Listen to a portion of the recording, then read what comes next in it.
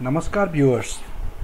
आप सबने देखे होंगे बांग्लादेश में 5 तारीख को बांग्लादेश सरकार को बांग्लादेश की प्राइम मिनिस्टर शेख हसीना को अपने देश छोड़ के इंडिया में भागना पड़ा। वहाँ मिलिट्री कू हो गई।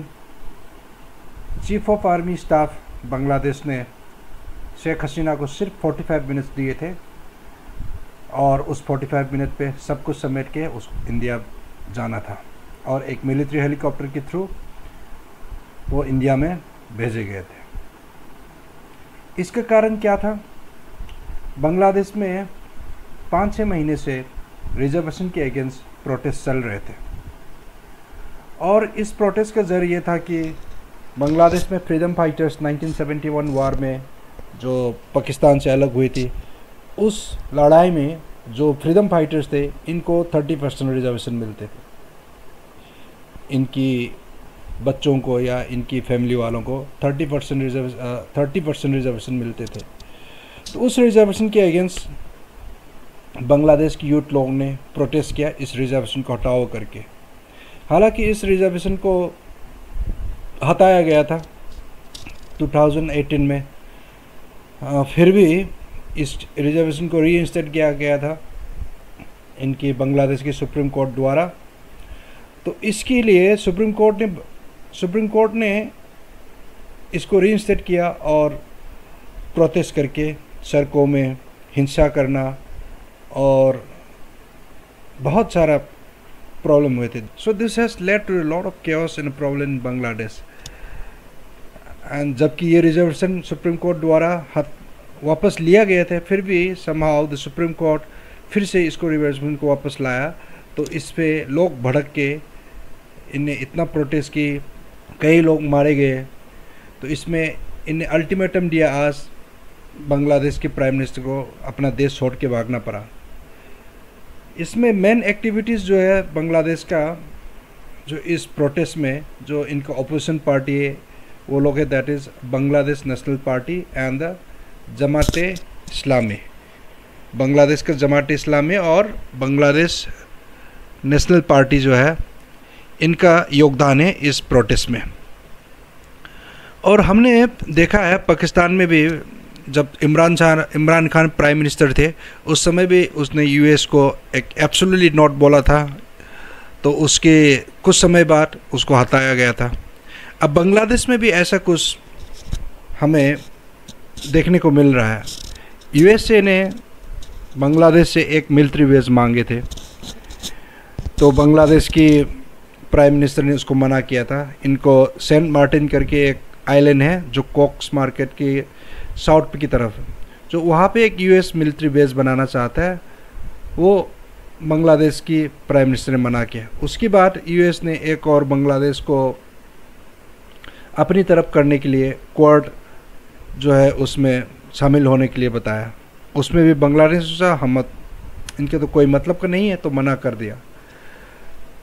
इसी बात पे यूएस शायद काफ़ी नाराज़ हो गए थे और बांग्लादेश इनको समझ में आ गया था, बांग्लादेश जब तक शेख हसीना रहेंगे तो अपने हिसाब से चला नहीं पाएंगे।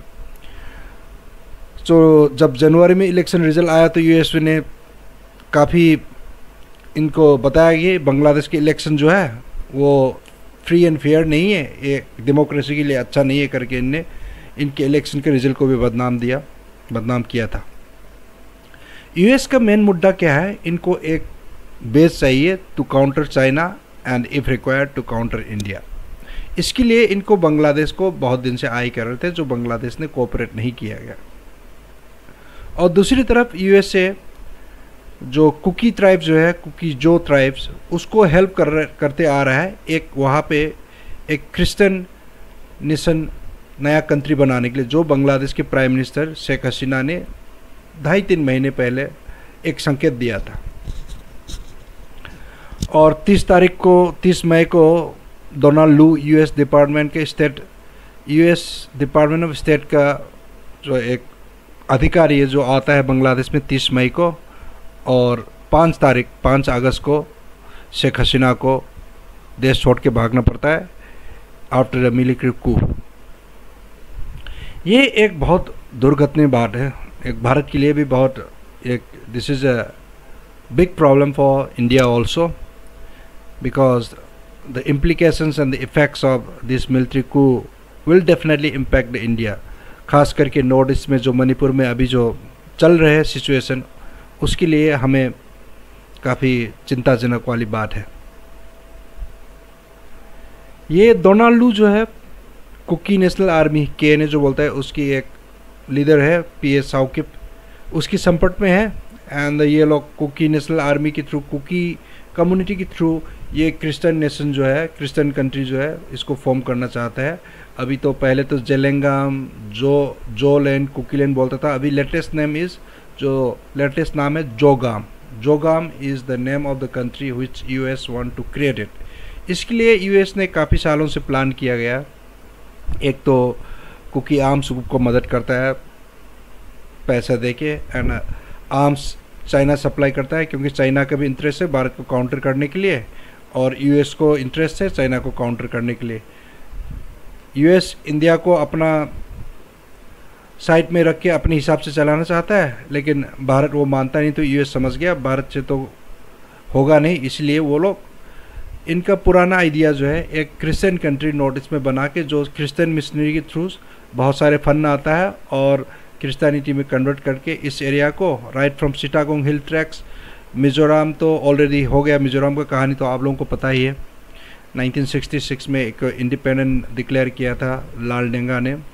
उसके बाद military operation Indian military operation के बाद इनको इस मूवमेंट को सप्रेस किया गया था।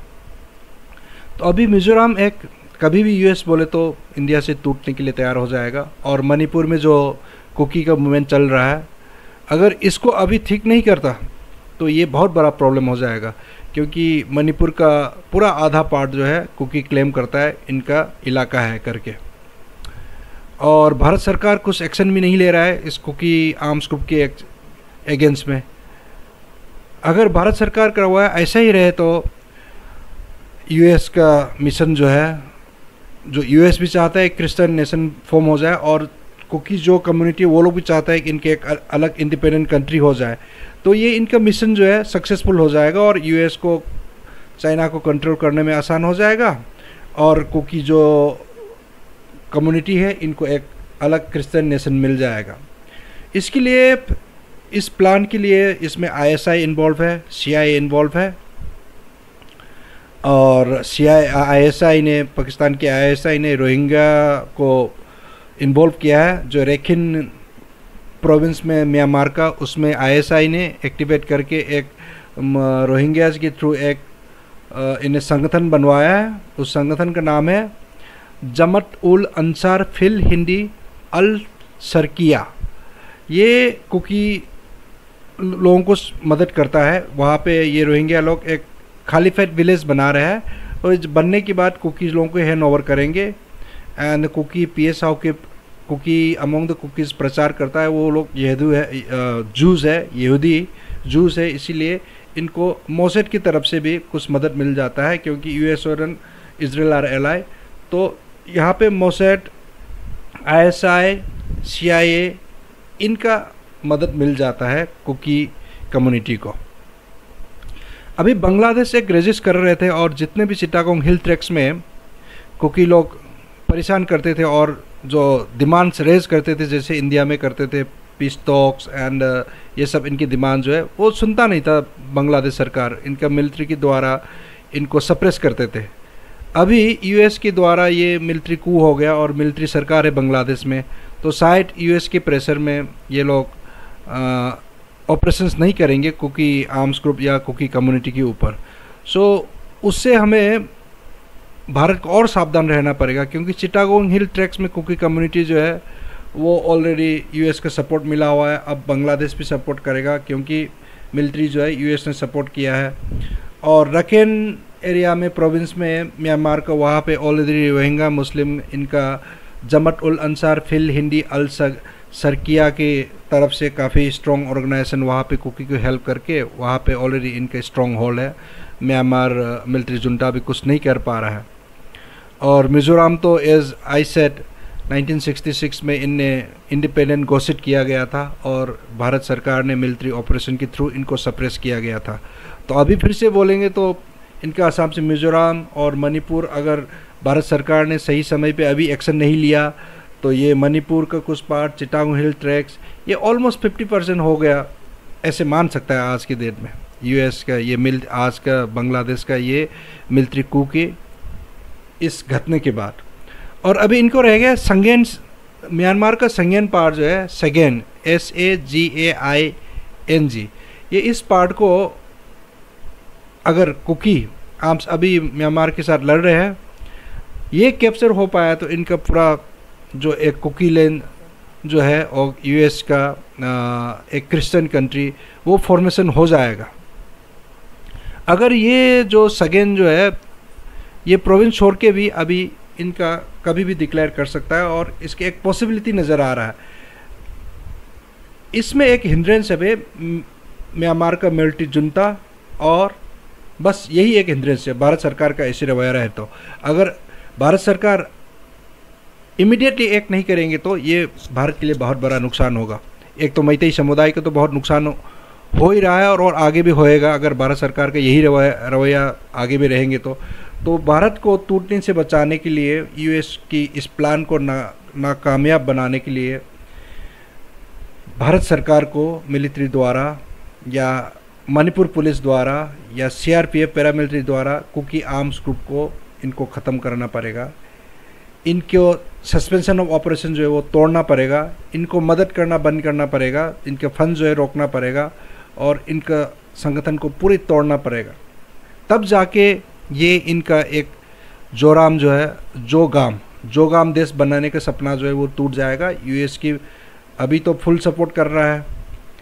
अब इस मूवमेंट को हमें रोकना बहुत ज़रूरी है, भारत को इंटैक्ट रखने की, इंटीग्रिटी ऑफ द भारत जो है इसको इंटैक्ट रखने के लिए।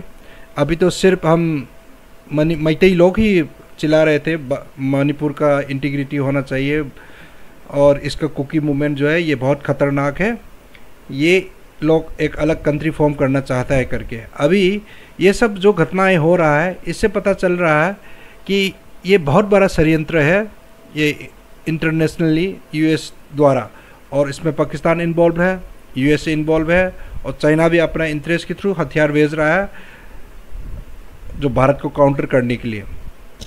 तो भारत सरकार को अपना पुराना पॉलिसी जो है उसको ख़त्म कर देना चाहिए और नई तरीके से सोच के जितने भी कुकी आर्म्स ग्रुप जो है इनको ख़त्म करने के लिए ऑपरेशंस कर देना चाहिए, नहीं तो बहुत ज़्यादा लेट हो जाएगा और मैतेई, खास करके मैतेई समाज जो है उसको बहुत ज़्यादा नुकसान उठाना पड़ेगा।